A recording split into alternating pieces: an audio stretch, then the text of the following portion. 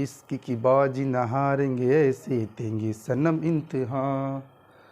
हाँ मेरी बाहों में दिल की पनाहों में कह दे है जो कहना, मौका मिलेगा तो। हेलो दोस्तों, स्वागत है एक बार फिर से आपके अपने चैनल कैवल्य क्लासेस में। और आज हम लोग पढ़ेंगे आवर्त दशमलव पर आधारित प्रश्न, जो आप किसी भी एग्ज़ाम में या फिर कह लीजिए जो इसमें प्रेजेंट एग्जाम टाइम में यूपी कांस्टेबल का एग्ज़ाम 17 और 18 तारीख होने वाला है, उसमें से एक क्वेश्चन जरूर मिलेगा, ठीक है ना। तो इसको लगाने से पहले कुछ बातों को हम लोग समझ लेते हैं।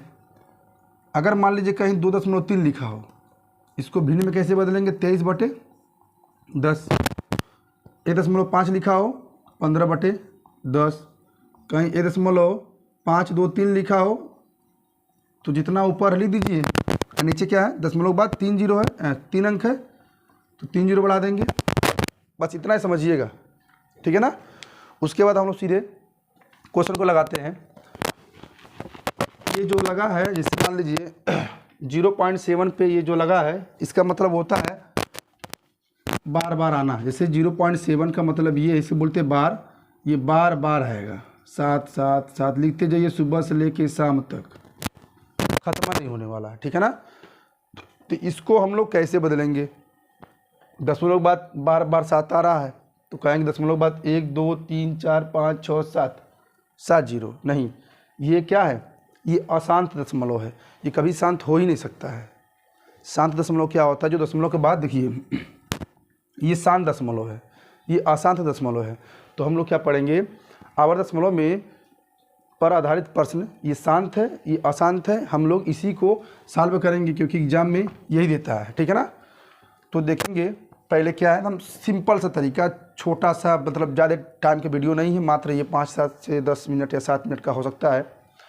दिया 7 तो लिखिए डायरेक्ट आप 7, ठीक है ना। दशमलव बाद 1 अंक, दशमलव बाद देखिए, दशमलव बाद 1 ही अंक है ना, लगा दीजिए 9। जब बार सिंगल हो, एक हो, कोई परिवर्तन ना। देखिए क्वेश्चन में 6 लिया हूँ, अब 6 क्वेश्चन ध्यान से देखिए। 8/9 करिए सीधे, इसको 39/99 करिए। इसको देखिए थोड़ा सा, यहाँ से थोड़ा सा पैटर्न बदलेगा। जितना दिया है उतना लिखिए, जितना दिया है उतना लिखिए और 5 को घटा दीजिए। अब बटे देखिए, दशमलव के बाद 2 जीरो, दशमलव के बाद 2 जीरो, दशमलव के बाद 2 जीरो क्यों हम क्या बोल रहे हैं, मतलब दशमलव के बाद 2 अंक है इसलिए 2 जीरो, माइनस दशमलव के बाद वो अंक देखिए जिस पे बार नहीं हो, यानी कि जिस पे अगर हम लोग कहें ये ना लगा हो, बार ना लगा हो। कितना? 1 अंक है ना, तो दशमलव के बाद 1 अंक। दशमलव के बाद क्या अंक? दशमलव के बाद अगर मान लीजिए 1 अंक क्या बताता है? 15/10, 10 बताता है ना, तो लीजिएंगे 10, ये घटाएंगे हो जाएगा 52/90। क्लियर? इसमें देखिए जितना लिखा है उतना लिख दीजिए। अब उसको लिखिए जीवन भाई, दशमलव नहीं है तो बताओ, दशमलव के बाद 0 2 3, देखो 3 4 पे तो बार है लेकिन 2 पे नहीं है। जब नहीं है तो 2 घटा दो भाई, ठहरिए। दशमलव के बाद 1 2 3, 3 अंक है तो लिख दीजिए 3 जीरो, माइनस दशमलव के बाद वो अंक देखो जिस पे बार नहीं है। किस पे नहीं है? 2 पे नहीं है। और दशमलव के बाद ठीक 1 अंक क्या बताता है? दशमलव के बाद ठीक 1 अंक बताता है बटे 10 में, घटा देंगे 10। क्लियर? अब घटाने के बाद जो आएगा ये हम लोग का आंसर हो जाएगा। इसको देखिए, जितना लिखा है उतना लिखिए। 35 24 माइनस दशमलव के बाद 1 2 3 4, 4 अंक है, बार किस पे है? 2 और 4 पे है, तो किसको घटाएंगे? जिसमें दशमलव के बाद जिस अंक पे बार नहीं है। बार इस पे नहीं है, घटा दो भाई। नीचे क्या लिखेंगे? दशमलव के बाद कितना अंक है? 4 अंक है तो 4 जीरो, 1 2 3 4, माइनस क्या करेंगे? दशमलव के बाद वह अंक देखो जिसमें बार नहीं है।